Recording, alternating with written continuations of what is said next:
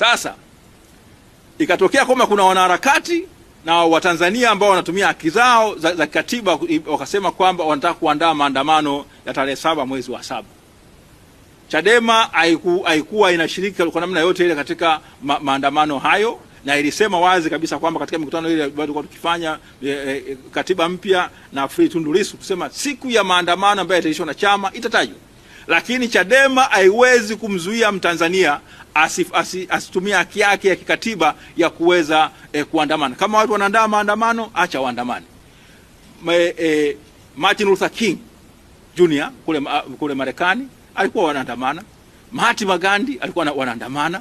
Na hata hapa Tanzania watu walikuwa wakiandamana siku zote za nyuma. Afrika Kusini, Desmond Tutu na nani, watu wamekuwa wakiandamana. Ufaransa tunawafahamu kabisa, wao ni wataalamu wa kuandamana, wanaandamana vibaya. Tena wakati mwingine maandamano yao huwa ni ya vurugu, lakini nafahamika. Hiyo ni haki ya kawaida kabisa. Na inatambuliwa na ibara ya 18 ya Katiba ya Jamhuri ya Muungano ya Tanzania. Hasa katika ile hali imekutikana kwamba wameshikwa viongozi na wanachama wengi wa Chama cha Demokrasia na Maendeleo. Tunaambiwa juzi na msemaji wa jeshi la polisi anasema kwamba kuna watu 133 wameshikwa. Na sasa hadi hivi sasa kuna watu kama 61 ambao wamefunguliwa mashtaka.